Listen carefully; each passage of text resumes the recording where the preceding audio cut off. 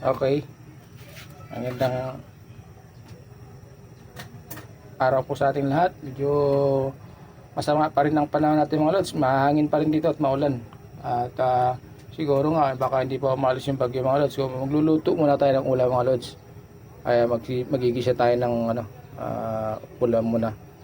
Maglagay muna tayo ng mantika. Ayan. Okay.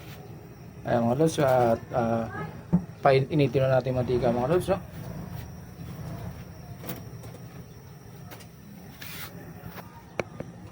Ayan, imikos-mikos muna natin mga lods. Ayan, okay na. Medyo mainit na siya mga lods. At ano natin yung ito, bawang mga lods. No? Lagay natin bawang natin. Okay. Para, ayan. So, ayan, mikos-mikos.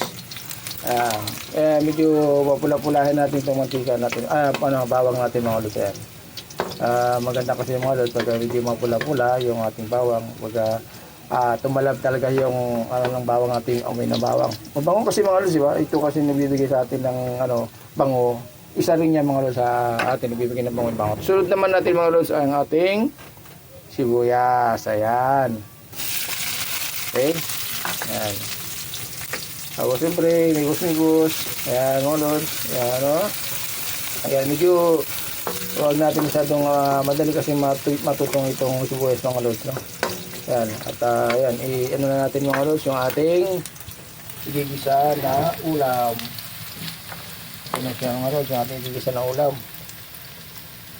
Ayan, lagay na natin. Yun. Ayan mga lods. Ayan.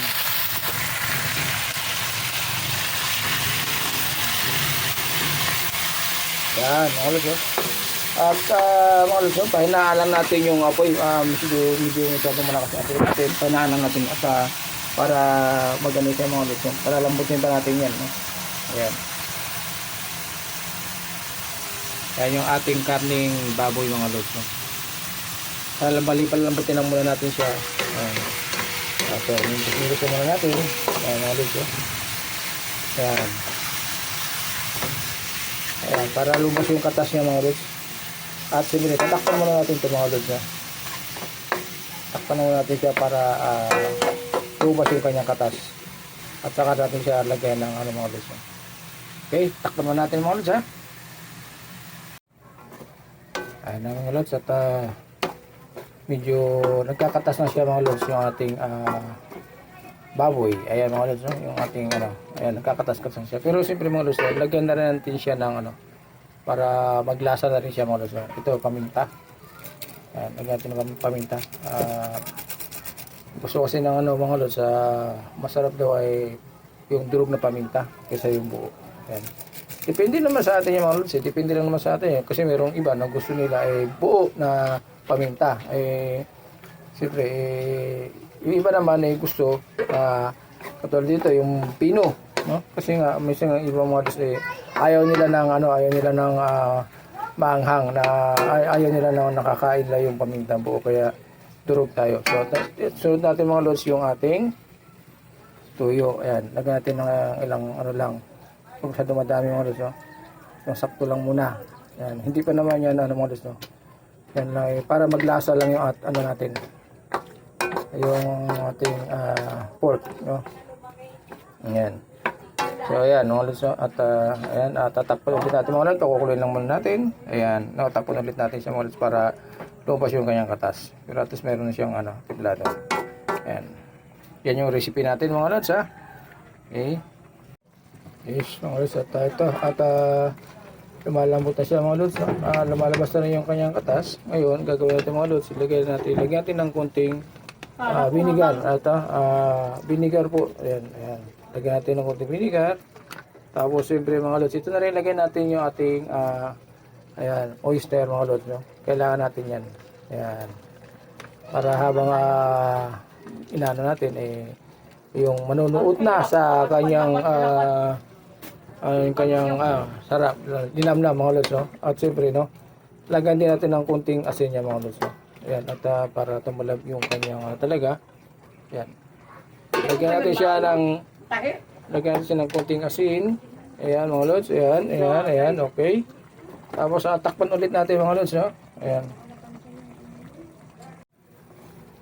Ayan, medyo, ayan mga lods. At medyo malambot-lambot na siya ng konti. Pero siyempre, palambutin pa natin yung mga lods, no? Hanggang sa lumambot talaga siya na talagang suabe-suabe, no? Ayan. Ayan. Pero siyempre, tikman muna natin mga lods kung okay na yung timplada niya. Ayan, tikman natin mga lods, ha? Okay. Okay na siya mga lods, pero lagyan pa natin ng konting tuyo mga lods, no? Ayan.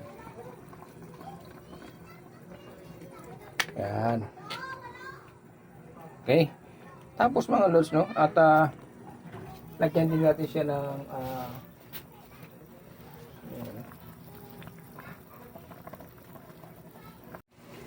ayan, ito na mga lods, medyo malambot-lambot na siya. At pero siyempre palalambutin pa rin natin yung mga lods, no?